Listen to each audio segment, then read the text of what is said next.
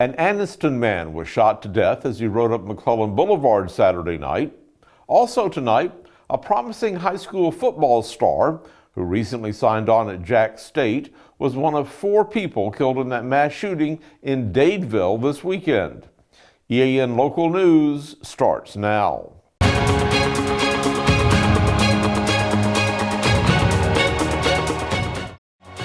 This segment of EAN Local News is brought to you by WM Grocery, located in Heflin, Wedowee, Roanoke, and in Piedmont.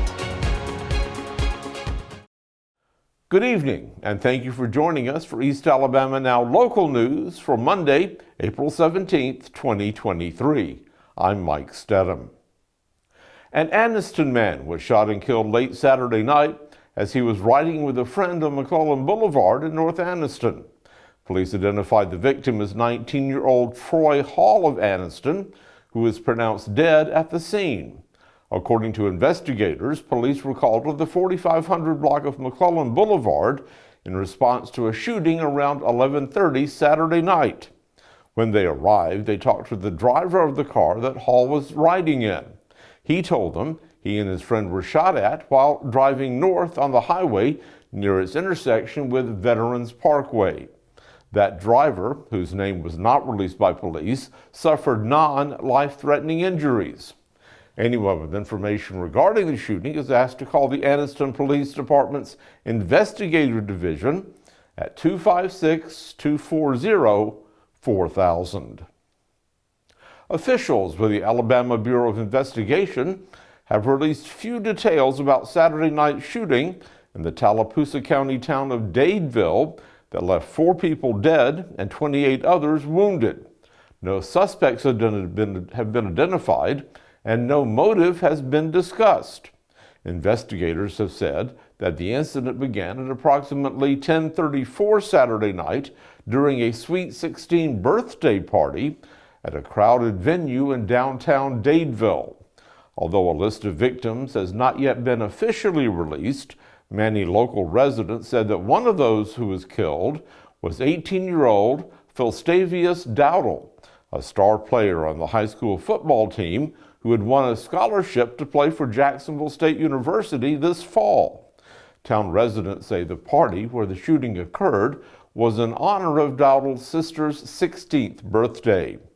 Dowdle had committed to the Gamecocks on February 1st.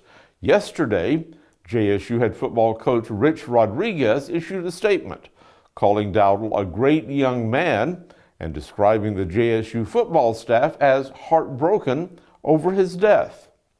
The people wounded in the shooting were taken to various hospitals near Dadeville, and this morning, administrators of the Lake Martin Community Hospital said they had treated 15 teenagers who sustained gunshot wounds in the incident. Meanwhile, ABI investigators continue to ask for help from the Dadeville community as they try to piece together what happened at that party. When we return, Anniston police are looking for a few good students who want to make a difference in their community.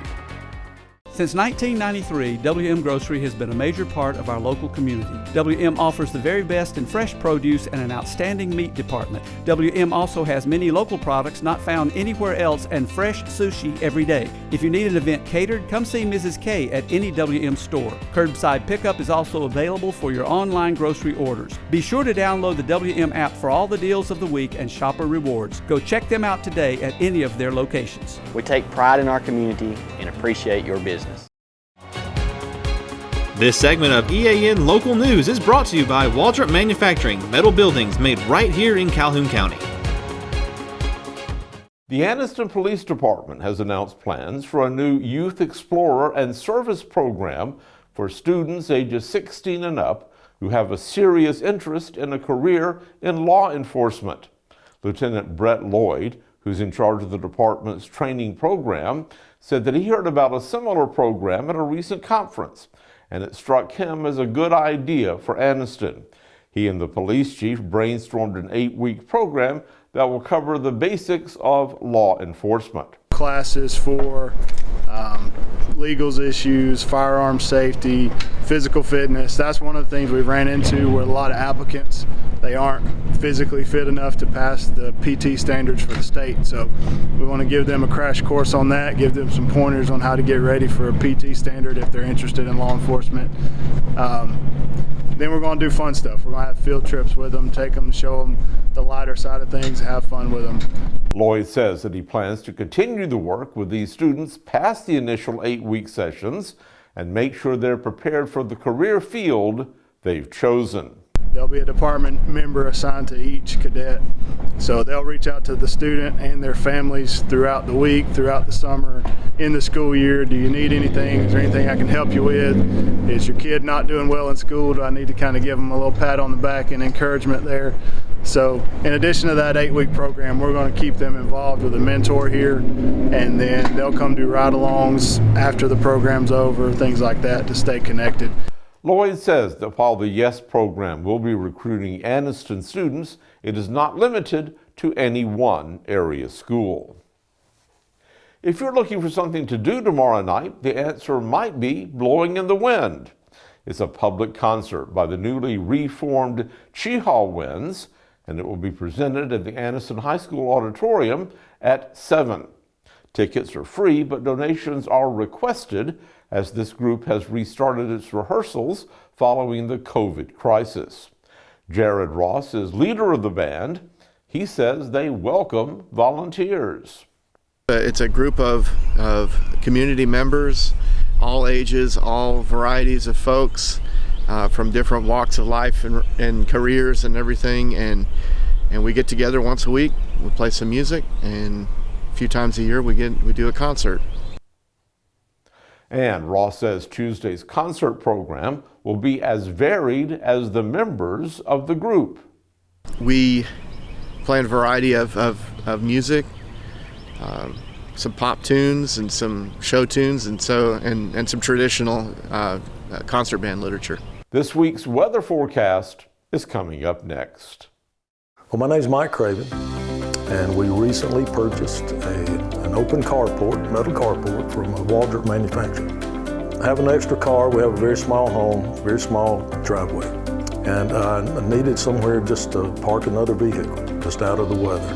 And I had been told by 2 or 3 friends that knew we had recently remodeled a home that Waldrops were the people that you need to go talk to.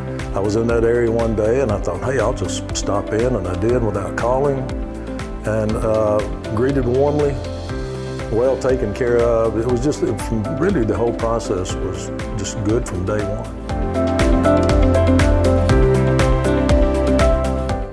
Plenty of sunshine and summer-like high temperatures are expected this week. The next chance of rain should move into East Alabama on Saturday. Thank you for watching East Alabama Now Local News. Look for us here every Monday, Wednesday, and Friday evening to bring you the latest local news from around Calhoun and Cleburne counties. We're making plans to expand our news coverage on May 1st and give you the news, sports, and weather 5 nights a week. You can find more details about these changes by joining our local news engagement group on Facebook. Please continue to like our social media posts and share them with all your friends. We'll see you again Wednesday for your news on your schedule.